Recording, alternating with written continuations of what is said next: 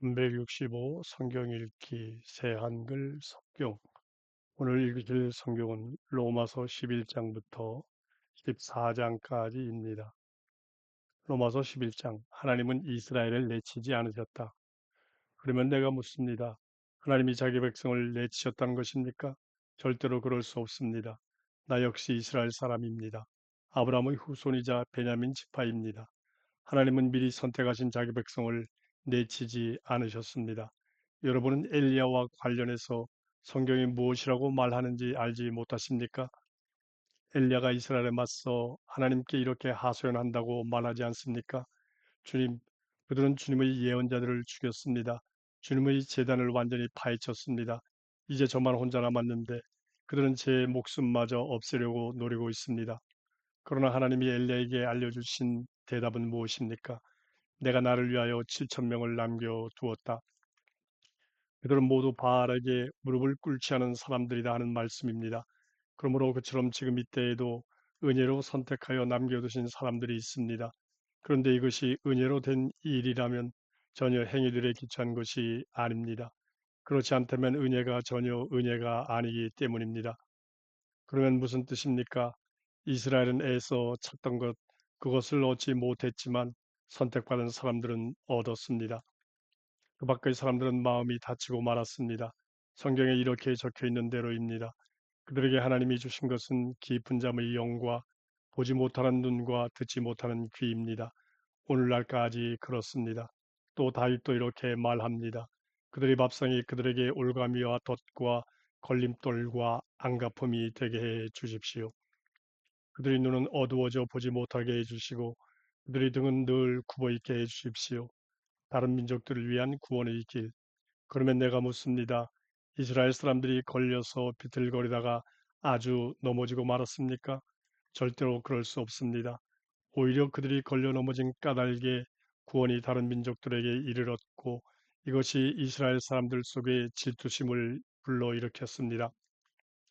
그들의 걸려 넘어짐이 세상을 부유하게 했고 그들의 실패가 다른 민족들을 부유하게 했습니다. 그렇다면 그들이 돌아와 그 수가 다 찰 때는 얼마나 더 그렇겠습니까? 여러분, 곧 다른 민족에 속한 분들에게 내가 말합니다. 그러니까 내가 다른 민족들을 위한 사도이니만큼 나는 내가 섬기는 일을 영광스럽게 여깁니다. 내가 내 결의부치에게 질투를 일으켜 어떻게 해서든지 그들 가운데 몇 명이라도 구원하고 싶어서입니다. 그들을 내치신 것이 세상으로 하여금 하나님과 화해하게 만들었다면 그들을 다시 받아들이시는 것은 무슨 일을 불러오겠습니까? 죽은 사람들 가운데로부터 살아나는 일이 아니고 무엇이겠습니까? 첫 예물로 바치는 밀가루 반죽이 거룩하면 나머지 밀가루 반죽도 거룩합니다.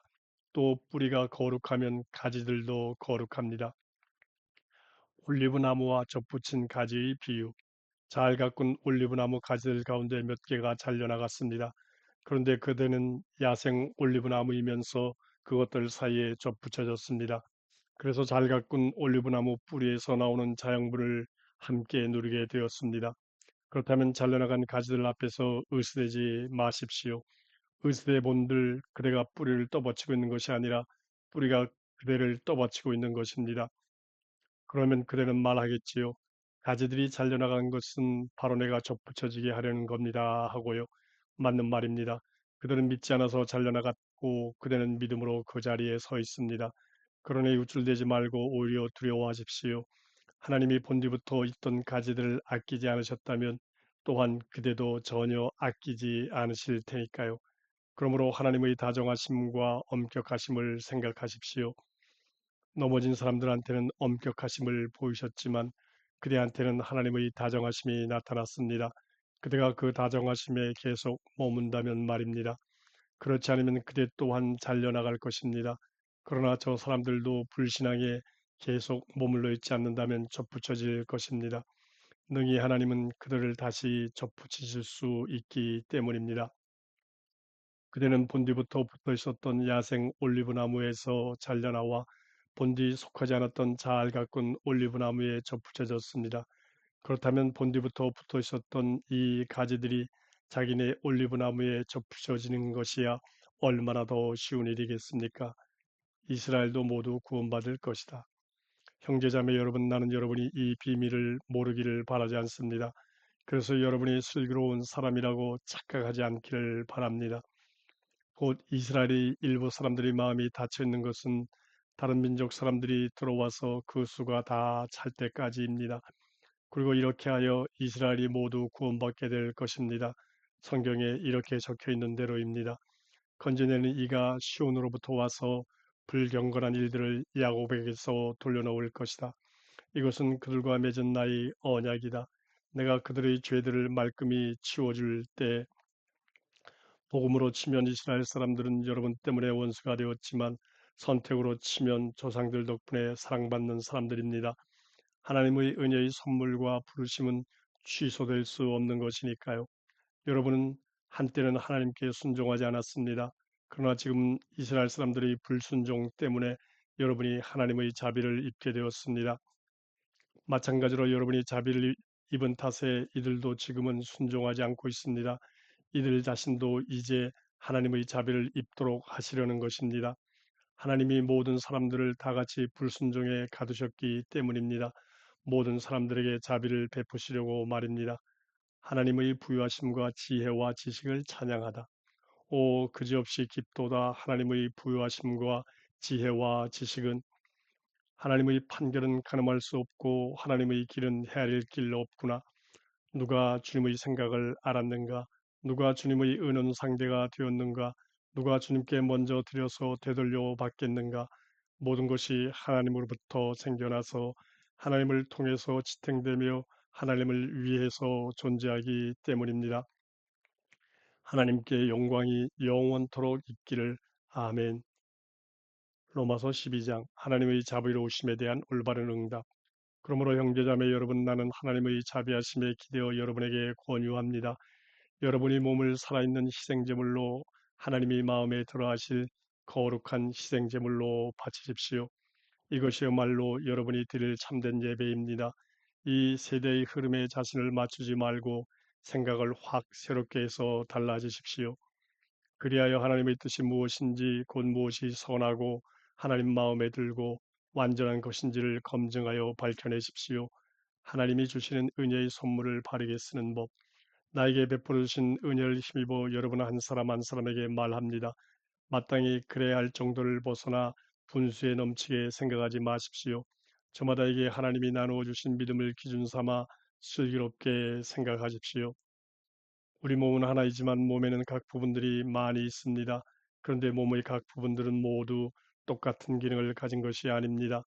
이와 마찬가지로 우리는 수가 많지만 그리스도 안에서 한 몸을 이루고 있습니다. 그리고 우리 하나하나는 서로 다르면서도 서로에게 속한 각 부분들입니다. 우리에게 베풀어 주신 은혜에 따라 우리가 받은 은혜의 선물들이 서로 다릅니다. 예언하는 은혜를 받았으면 믿음에 걸맞게 해야 합니다. 또는 섬기는 은혜를 받았으면 섬겨야 합니다. 또는 가르치는 사람은 가르쳐야 합니다. 또는 권면하는 사람은 권면해야 합니다. 나눠주는 사람은 딴 마음을 품지 말아야 합니다. 앞에서 지도하는 사람은 부지런히 해야 합니다. 자비를 베푼 사람은 신이 나서 해야 합니다. 믿는 사람들이 가져야 할 삶의 태도. 사랑은 겉다르고 속다르지 않아야 합니다. 악한 것을 혐오하고 선한 것을 꽉 붙잡으십시오. 형제자매의 사랑으로 서로 아껴주고 서로 존중하는 일에 앞장서십시오. 열정이 식지 않게 하고 마음이 뜨거워져서 주님을 섬기십시오. 희망 가운데 기뻐하며 큰 어려움 가운데 견디십시오. 기도에 정성을 쏟으십시오. 성도들이 어려울 때 함께 도와주고 나그네 대접하기를 힘써 추구하십시오. 여러분을 받게하는 사람들에게는 복을 빌어 주십시오. 복을 빌어 주시고 악담은 하지 마십시오. 기뻐하는 사람들과 함께 기뻐하고 우는 사람들과 함께 우십시오. 서로 같은 마음을 품으십시오. 주제넘은 생각을 버리고 낮은 처지의 사람들과 기꺼이 어울리십시오. 스스로 슬기롭다고 착각하지 마십시오. 아무에게도 악을 악으로 갚지 말고 모든 사람이 보기에 훌륭한 일에 마음을 쓰십시오. 여러분 쪽에서 할 수 있는 일이라면 모든 사람과 평화롭게 지내십시오. 사랑하는 여러분 스스로 안갚음하지 마십시오. 오히려 하나님의 벌하심에 자리를 내드리십시오. 성경에 이렇게 적혀 있으니까요. 안갚음은 나의 일, 내가 대갚아 줄 것이다. 주님이 하시는 말씀입니다. 오히려 이렇게 적혀 있습니다. 내 원수가 배고파하면 그에게 먹을 것을 주어라. 목말라 하면 그에게 마실 것을 주어라. 이렇게 하는 것은 불타는 숯을 그의 머리 위에 쌓아놓는 것이니까 악에게 정복당하지 말고 선으로 악을 정복하십시오. 로마서 13장. 통치하는 권력들을 대하는 올바른 태도. 사람은 모두 위에서 다스리는 통치 권력들의 지위를 인정해야 합니다. 통치 권력치고 하나님이 세우시지 않은 것이 없고 지금 있는 통치 권력들도 하나님이 세우신 것이기 때문입니다. 따라서 통치 권력의 지위를 인정하지 않는 사람은 하나님의 명령에 맞서는 것입니다. 그리고 맞서는 사람들은 스스로에게 심판을 불러들이게 될 것입니다. 통치자들이 두려운 존재가 되는 것은 선한 일 하는 사람에게가 아니라 나쁜 짓 하는 사람에게입니다. 그대는 통치 권력이 두려운 존재가 아니기를 바라십니까? 그렇다면 선한 일을 하십시오. 그러면 통치 권력으로부터 칭찬을 받을 것입니다. 통치 권력은 그대에게 유익이 되도록 있는 하나님의 시중꾼이니까요. 그러나 그대가 나쁜 짓을 저지르는 경우에는 두려워하십시오. 그가 헛되이 칼을 차고 다니는 것이 아니니까요. 그는 나쁜 짓을 저지르는 사람에게 처벌을 내리도록 있는 하나님의 시정꾼입니다. 따라서 통치 권력의 지위를 인정하는 것이 꼭 필요합니다. 처벌을 피하기 위해서뿐만 아니라 양심을 위해서도 그렇습니다. 이런 까닭에 여러분이 세금도 내는 것입니다. 그들은 하나님의 심부름꾼으로 바로 이 일에 정성을 쏟고 있기 때문입니다. 이들 모두에게 마땅히 해야 할 의무를 이행하십시오. 세금 받을 사람에게 세금을, 관세 받을 사람에게 관세를 내십시오. 두려워할 사람을 두려워하고 존중할 사람을 존중하십시오. 율법을 다 이루는 것은 사랑이다. 아무에게 아무 빚도 지지 마십시오. 다만 서로 사랑하십시오. 남을 사랑하는 사람은 율법을 다 이루었기 때문입니다. 배우지 않은 사람과 잠자리하지 마라. 사람을 죽이지 마라. 도둑질하지 마라, 넘보지 말라 하는 계명이나 또 다른 무슨 계명이라도 그 핵심은 이 말씀 안에 간추려져 있습니다. 곧 너희 이웃을 너 자신처럼 사랑하라 하는 말씀 안에요. 사랑은 이웃에게 해로운 일을 저지르지 않습니다. 그러므로 사랑이야말로 율법의 성취입니다. 그리스도의 날이 다가오고 있다. 이것 외에도 여러분은 때를 알고 있습니다. 벌써 여러분이 잠에서 깨어나야 할 시간입니다. 이제 우리가 믿기 시작했을 때보다 우리 구원이 더 가까이 있으니까요. 밤은 거의 지났고 낮이 가까이 와 있습니다. 그러므로 어둠의 행실은 떨쳐내버리고 빛의 갑옷을 입읍시다. 낮에 행동하듯이 우리 제대로 살아갑시다. 여러분은 흥청망청하거나 술 취하지 마십시오. 성문란에 빠지거나 멋대로 놀아나지 마십시오. 다투거나 시샘하지 마십시오. 오히려 주 예수 그리스도를 옷으로 입으십시오. 육신의 마음 쓰다가 욕망을 채운 일에 빠지지 않도록 하십시오. 로마서 14장 형제자매를 비판하지 마라. 믿음이 약한 사람을 기꺼이 받아주십시오. 생각이 다른 것을 논쟁거리로 삼지 마십시오. 어떤 사람은 무엇이든 다 먹어도 된다고 믿습니다. 그런데 어떤 사람은 믿음이 약해서 푸성기만 먹습니다. 가리지 않고 먹는 사람은 가려서 먹는 사람을 업신여기지 말아야 합니다. 한편 가려서 먹는 사람은 가리지 않고 먹는 사람을 비판하지 말아야 합니다. 하나님이 그를 기꺼이 받아주셨으니까요. 그대가 누구이기에 감히 다른 사람 집의 종을 비판합니까? 그가 서든지 넘어지든지 그것은 자기 주인 손에 달린 일입니다. 그런데 그는 서게 될 것입니다. 주님이 그를 서게 하실 수 있으니까요. 어떤 사람은 한 날을 다른 날보다 중요하게 여기고 어떤 사람은 모든 날을 똑같이 여깁니다. 저마다 자기 생각에 대해 분명한 확신이 있어야 합니다.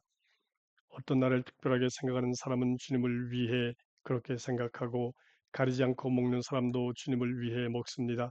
그가 그렇게 하면서 하나님께 감사드리니까요. 가려 먹는 사람도 주님을 위해 가려 먹고 하나님께 감사드립니다. 우리 가운데 아무도 자기를 위해 살지 않고 아무도 자기를 위해 죽지 않습니다.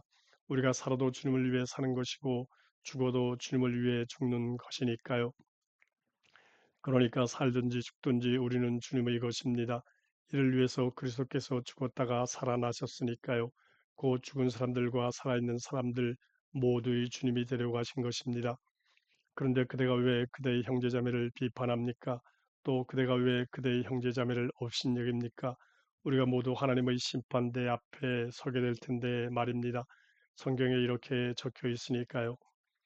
내가 살아있음을 걸고 말한다. 주님이 말씀하신다. 물음마다 나에게 꿇을 것이다.